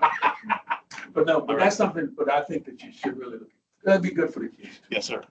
And around the tennis courts, grass is growing up in the, around the fence. So all those fences have Like just, that. all those fences have just been sprayed to keep that down. So as soon as the new fiscal year hit, we did that. See, I think this is really nice. Thank you. It's a little long, but we get a lot of information. Thank you, Mr. Howard. Thank you, Mr. Heller. Thank you. Moving on to finance report, the bonds and specific of 2025. We're gonna have Oz address this with us for us. Thank you, Jonathan. If you could go to the next page. So the Deer Path construction project will essentially be financed through two different bond issuances. The first is the 2024 series bonds, which you are aware we've already issued those bonds. Proceeds are in place. Funding is in place in the capital projects fund. The second, however, the second piece of this would be the issuance of the 2025 series bonds. So we were looking to formally kick that process off beginning in September. As you take a look at the timeline here, you'll see the first step in the process will essentially involve bringing our financial advisor to the table, having them request authorization from the board to proceed with the process. And so I won't read down through that, but if you look at that, you'll see that within that paragraph there, we're talking about the members of the finance team that will be involved in the process. And then there's a statement there that we will not issue bonds in excess of $15 million. So the second step in the process would be having the financial advisors come back to the September 22nd meeting, present what is referred to as the maximum parameters resolution, which essentially sets the maximum principal amount and maximum interest amount and maturity date associated with bonds. In October, we would look to engage in the actual bond sale and lock in rates. And then last but not least, the idea would be that in November, we settle and have the bond proceeds available to the school district. So just wanted to give you a heads up on that process to let you know that it's coming. Start at the September 8th, 2025. Any questions that anybody has on share? If not, stay tuned and PFM will be back on September. Is that it? I didn't see it on that. Next, we have the contract for Susan Mitchell. This is our grant writer. Yeah, this is our. You want me to speak to this? Go ahead. This is our standard contract with our grant writer, Susan Mitchell. She's served in this capacity now, I'm going to say for at least 3 or 4 years. So we're just looking to engage in that contract again for 25, 26. The next piece was a landscaping piece. We had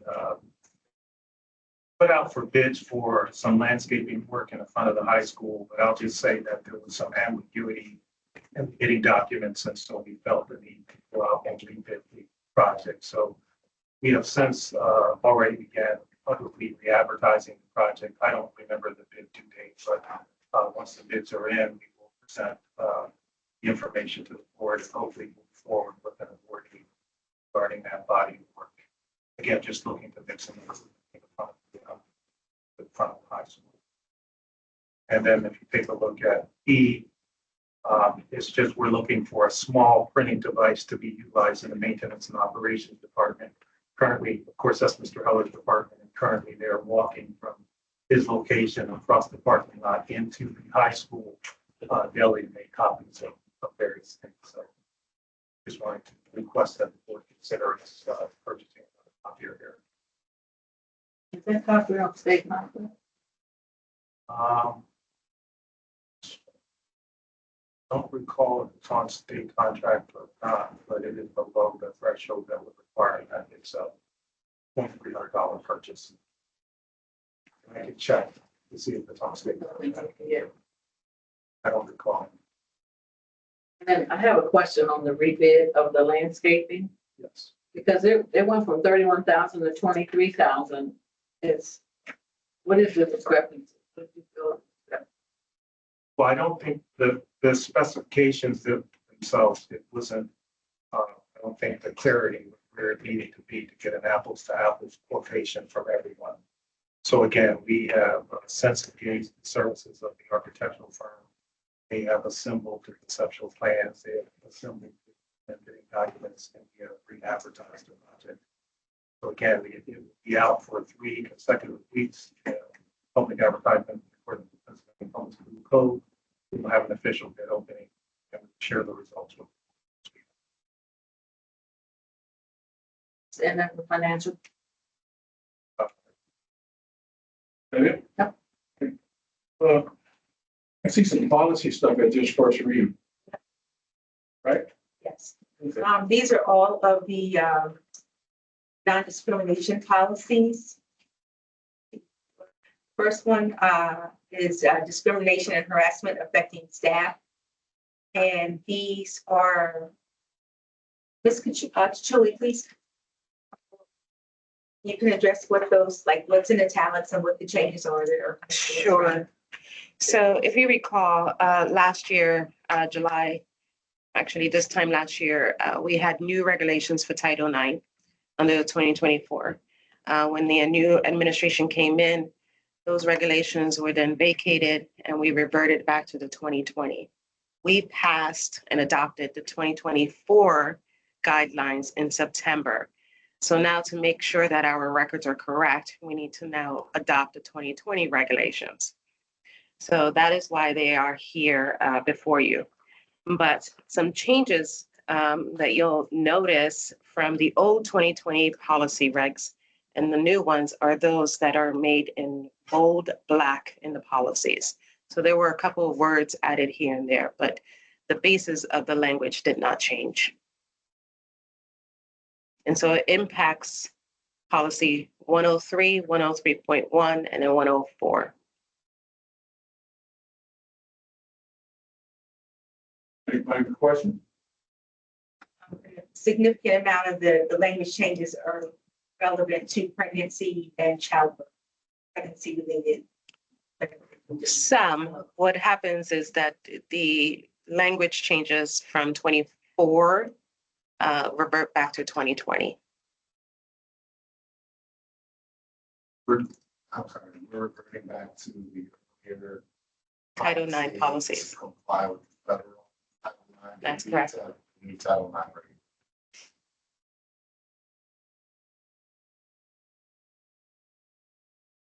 Within the 24, how did 20, what's the Changes. Yeah, like why the need to Why are we progressing? language from 24 regulations in accordance with Title IX? That's my question. That is a lovely question. So the 2024 guidelines provided some requirements for things like on the basis of sex, so gender identity and things like that, whereas 2020 did not. So that's what was removed, gender identity section. Essentially, but when we're looking at Title IX cases internally and in the district, we're also looking at other policies in our district, and then the student code of conduct. Any other questions? Standard, I know I'm extending this meeting, I'm very sorry. Could the state, I don't know which ones, I'm using the words standard being higher and lower as compared to 24, 25, I don't know. But could we, as a school district, You could do adopt more, policies to do more for more students? you could do more, you can't do less. Okay, so I guess my question is, why are we doing less? I mean, the diversity is obviously taken out. The 2020, there was more diversity in 2024. So we follow the guidance from PSBA, which is the Pennsylvania School Board Association that works on policies. They have attorneys on staff that provides guidance. And so their guidance is that we need to follow by policy what the feds have said. It's the presumption based on the executive orders that came out early on in 2025, that failure to comply with Title IX or any federal policies could affect federal funding. Is that why PSBA has sort of reverted back to strict compliance with the federal language as opposed to, because I think to the public question, we can be more Inclusive. we can be more inclusive. But there's a conversation at the federal level of whether that means, whether more inclusive means That you're violating the law. that you're violating the law, right? So it becomes a question of funding. And I'm sure PSBA represents districts that heavily rely on federal funding, maybe more than we do. The overriding concern is the federal fund, like those schools can't function without federal funding. And so they're not going to cope with it. Yeah. And so I don't think that how we look at each case will prohibit us from precluding certain individuals. Because while it may not fall under Title IX as the policy is written, is going to hit one of our other policies.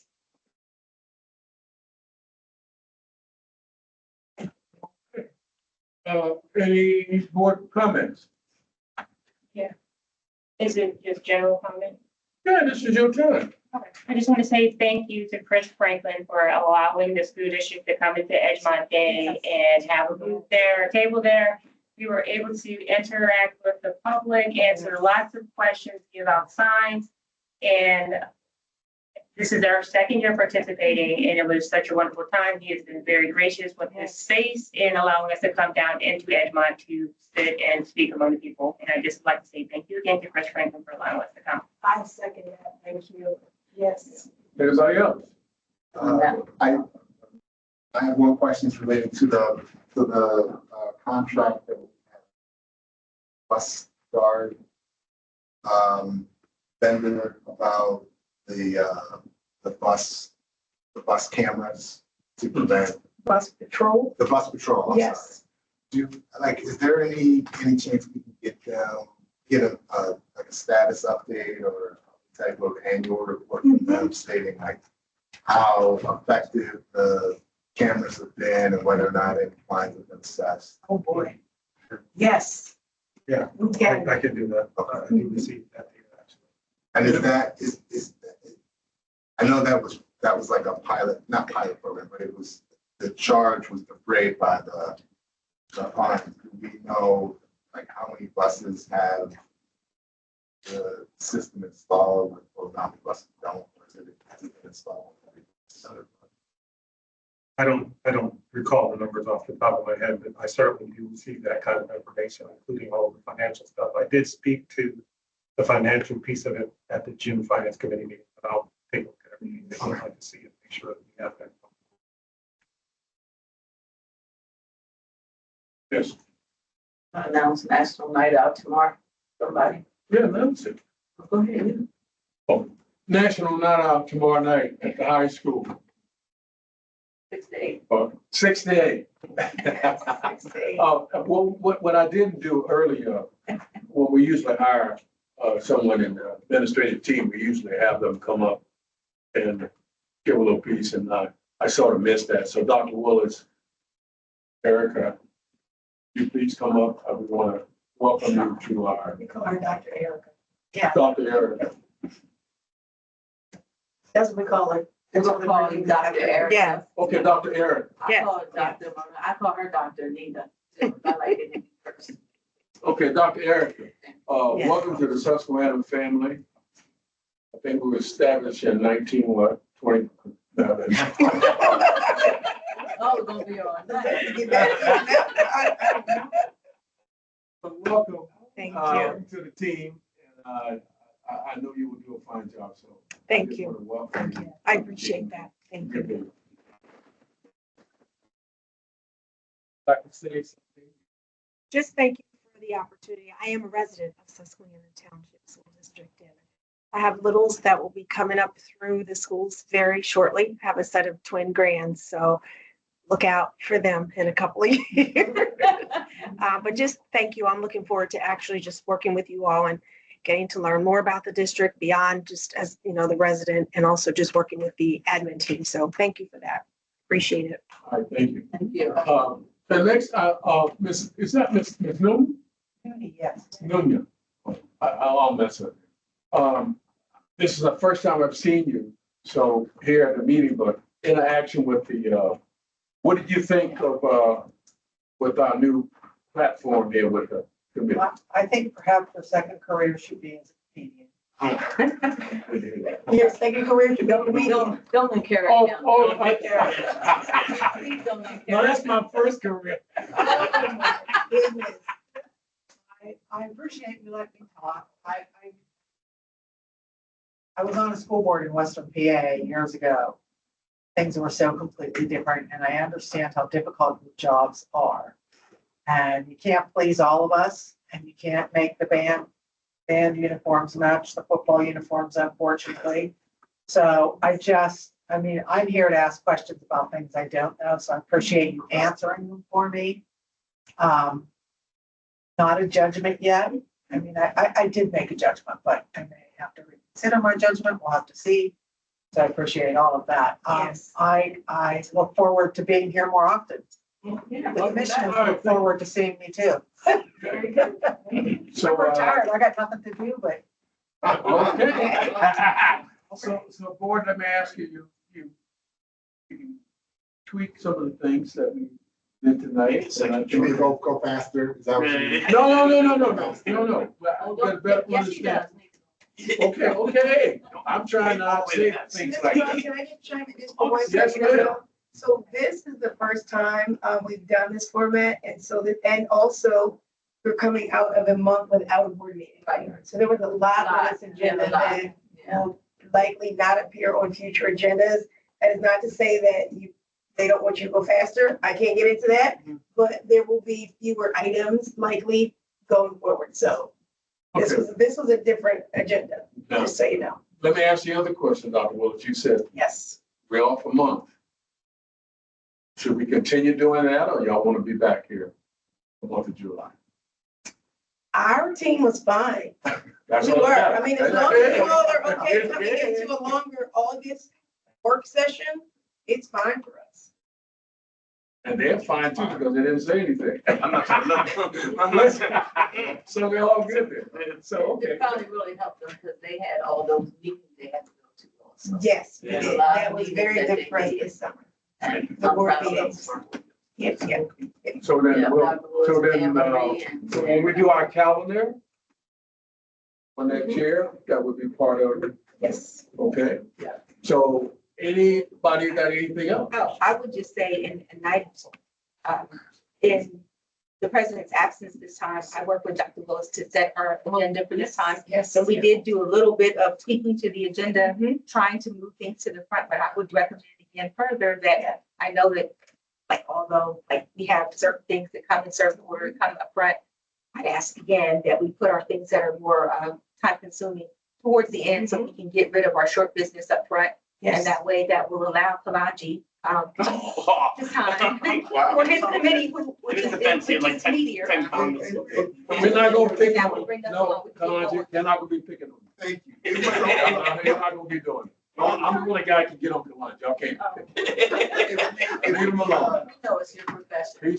That's right. No, I think if we front load June, maybe like next June, front load June, so that, whatever we can forecast for July, we can get done so that we don't have to worry about ratifying stuff. Correct. Yes, we will work on that as well. So, yeah, this is the first run, so we can tweak it along the way. Yes. So next meeting now, everything is over, we should only be in here 10 minutes. Jolanda. Did you hear that? Next meeting, we should only, I didn't think about it. Either. When the item. Wait a minute. Well, we just went over all your 20 items tonight. But I said the next meeting, it should be 10 minutes. We should be out. I'll come on. All right, then, can I ask for an adjournment? Johnson moves. Edward seconds. Been moving second, all in favor? Aye. Opposed? Ayes have it. Good night.